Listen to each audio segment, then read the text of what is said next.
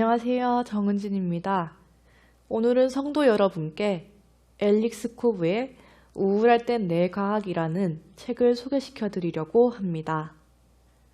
우리는 흔히 우울증을 단순히 마음의 병으로 생각하고 환자에게 다 마음먹기에 달려있다. 네 마음을 바꿔보라. 이런 말을 건네곤 하죠. 그런데 이 마음이라는 것이 정말 마음대로 안 되는 것이라는 게 문제입니다.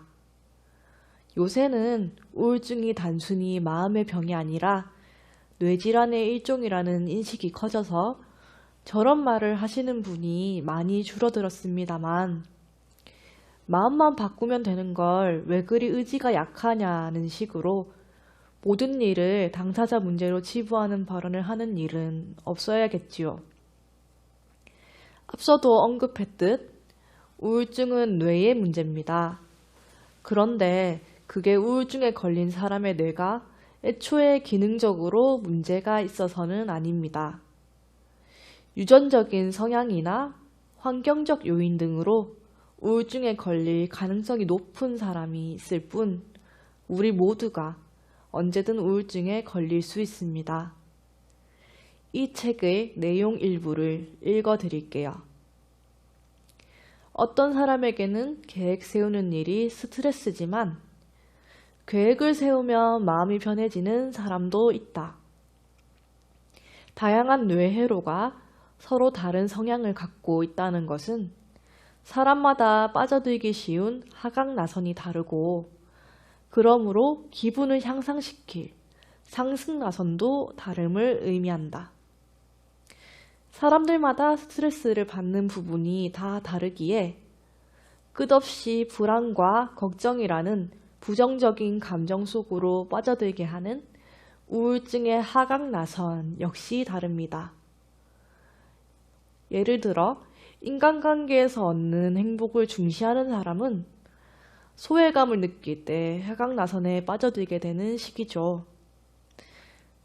보통 사람은 자신의 기분을 향상시킬 상승나선을 금방 찾아내서 우울한 기분에서 벗어날 수 있지만, 하강나선의 밑바닥에 너무도 깊이 떨어진 우울증 환자는 다시 기분을 상승시킬 힘이 없습니다.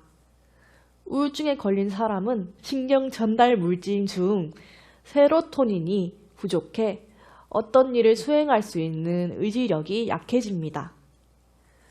우울증 환자가 끝없는 우울, 끝없는 무기력에 시달리는 이유입니다.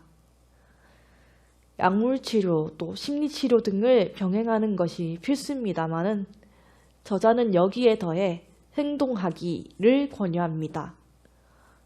밖으로 나가서 햇빛을 쬐고 큰 목표가 아니라 아주 작은 일부터 시작하고 어떻게든 행복했던 기억을 떠올리라고 말합니다. 고작 이런 행동들이 그 무서운 병, 우울증을 도대체 어떻게 낫게 하냐고요? 저자는 작은 변화의 중요성을 다음과 같이 강조합니다. 책의 내용을 읽어드리겠습니다. 다행스러운 점은 뇌와 같은 복잡계에서는 아주 작은 변화가 때로는 큰 효과를 불러온다는 점이다. 신호등의 정지신호 타이밍을 바꾸는 것만으로 교통정체를 유발하거나 예방할 수 있듯이,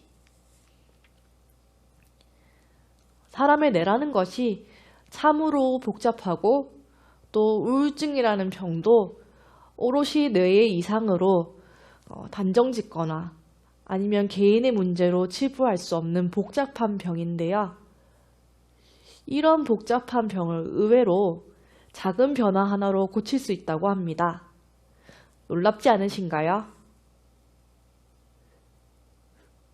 우리의 뇌는 부정적인 자극을 더 강하게 받아들이도록 시스템화되어 있고, 또 우울증 환자일수록 부정 편향을 갖게 되기가 쉽습니다.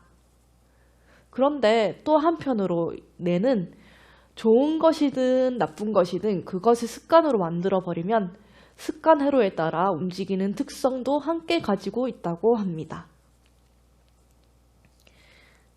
우울증 하강나선의 밑바닥으로 내려앉기 전에 기분을 상승시키는 대처를 하는 습관을 들이게 된다면 우울증을 이겨낼 수 있다는 것이죠.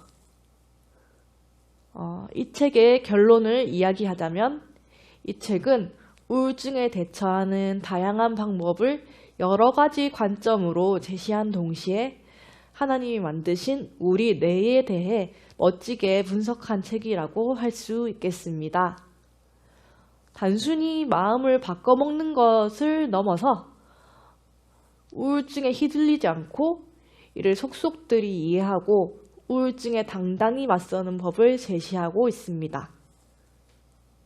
비단 우울증 환자뿐 아니더라도 내가 왜 이렇게 행동하게 될까?